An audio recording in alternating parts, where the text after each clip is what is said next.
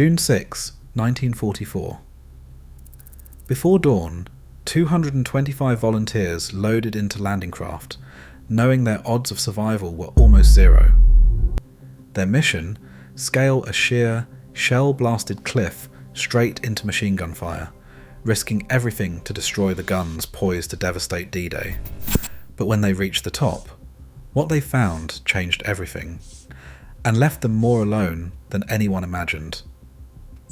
How did these Army Rangers train for an attack no one expected them to survive? Orders came down from Lieutenant Colonel James Rudder. Only volunteers would take Pointe du Hoc. The men chosen for this assault weren't just tough.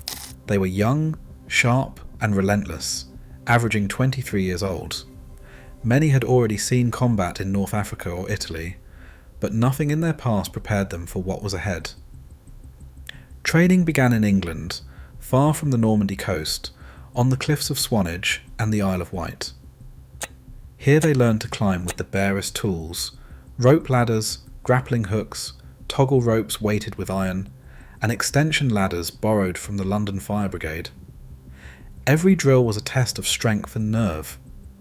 They climbed in full gear, boots slipping on wet stone, hands burning from rope friction, always under the watch of instructors who reminded them that casualties could reach 100%. The selection was ruthless. Only those who finished every climb, who could haul themselves and their equipment up 100 feet of rock with bullets and grenades overhead, were kept on the roster. The battalion's head count settled at 225. 3 companies, D, E, and F, each man knowing he could be asked to give everything. Rudder's promise was blunt. The Rangers would take Pointe du Hoc or die trying. There was no fallback, no guarantee of rescue.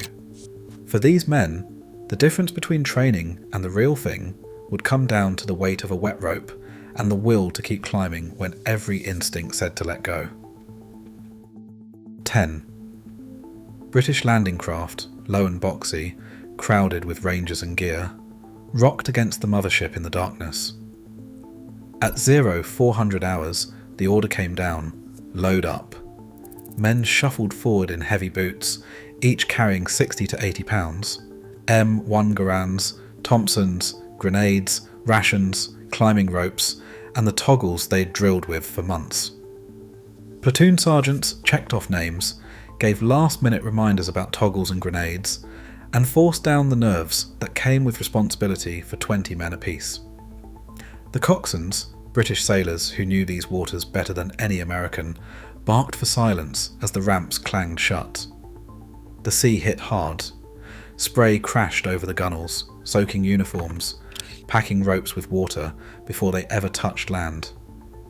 The LCAs, 20 feet of steel, flat-bottomed and slow, pitched in the swells, and men bailed out water with helmets as the channels slopped in. The smell of diesel mixed with salt and vomit. Some Rangers retched over the side. Others bit down and stared into the dark, knuckles white on rifle stocks. There was no room to sit. Knees pressed against ammunition boxes, toggle ropes coiled underfoot, each man bracing for the crash of surf and the first German shell. Watches glowed faintly in the gloom. The coastline was invisible, just a smear of black beyond the spray. A 30-mile run ahead, with every minute on the water grinding down nerves and turning resolve into something raw. The only sounds were the pounding of waves, the muttered curses of coxswains fighting the helm, and the whispered checks of sergeants counting heads. The approach to Pointe du Hoc had begun, and there was no turning back. Currents clawed at the landing craft, dragging the column 3 miles off course before dawn even broke. The coxswains fought the helm, but the tide and low visibility pushed them east, toward the wrong cliffs. By the time the mistake was caught, the Rangers had lost 40 minutes and the element of surprise. The German defenders, already battered by the night's bombardment, now had time to regroup and man their positions. As the LCAs corrected course and swung back toward Pointe du Hoc, the shoreline came into focus, no longer a distant smear, but a wall of chalk and gunfire. The first shells landed wide, sending geysers of water over the bows. The coxswains gave the order to go in, knowing the approach would be exposed. Navy destroyers, USS Satterley and HMS Talibont, closed to within 1,000 yards, hammering the cliff top with 5-inch guns. Shells screamed overhead, sometimes so close the Rangers could feel the pressure in their chests.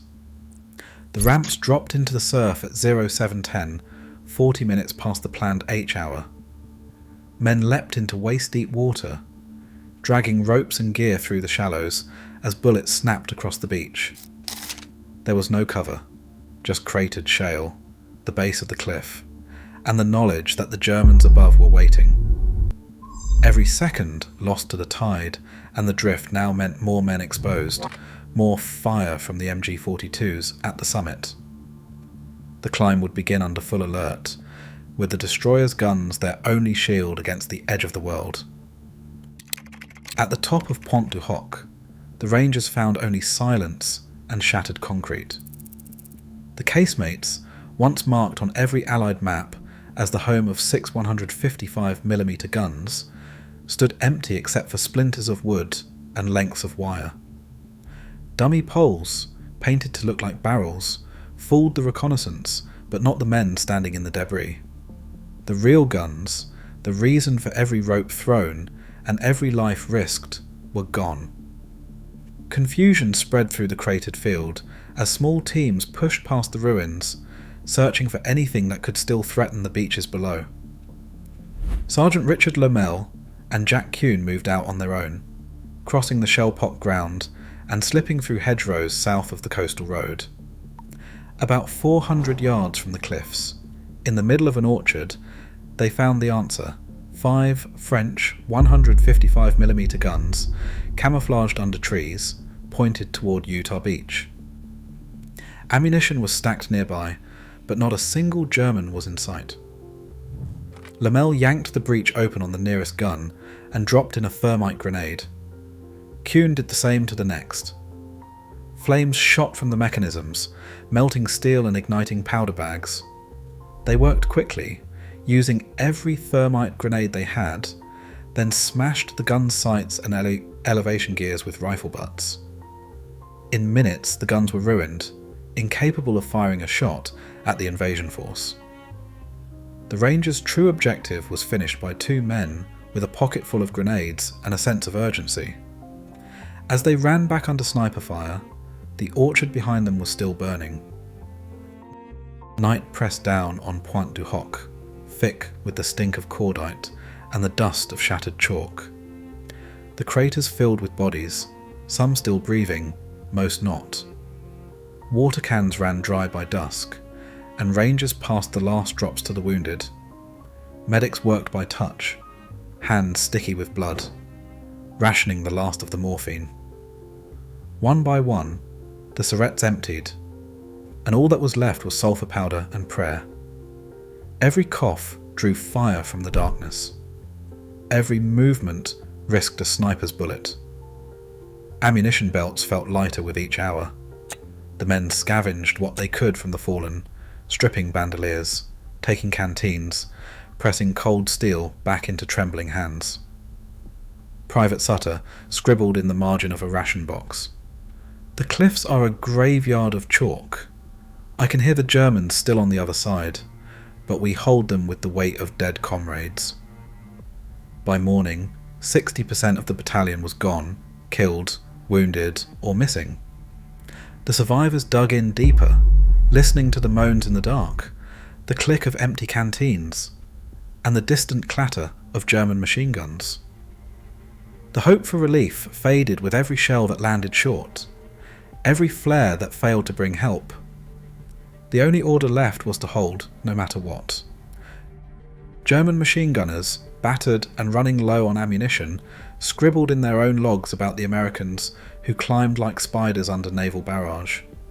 The defenders had expected an assault from the beach, not men scaling the cliffs. After 2 days of holding out in bomb craters and shattered bunkers, the Rangers watched for any sign of relief, hearing only the echo of enemy mortars and the groans of the wounded. On the afternoon of June 8, the sound of rifle fire shifted. Familiar voices called out through the haze. The 5th Ranger Battalion and the 116th Infantry Regiment broke through from inland, fighting across hedgerows and ditches, reaching the battered survivors at Pointe du Hoc. Lieutenant Colonel Rudder, wounded but still commanding, relayed the word up and down the line. Relief has arrived. For the first time since the landing, the Rangers could lower their rifles and take stock of what remained. The guns they had destroyed never fired on the beaches. The men who held the cliffs had done what they came to do, and the world outside their cratered stronghold finally returned. The cliffs at Pointe du Hoc still bear the scars. Today, fewer than 24 D-Day Rangers remain alive. Their courage redefines what it means to volunteer for the impossible, reminding us that freedom demands grit, sacrifice, and ordinary people willing to climb straight into the unknown.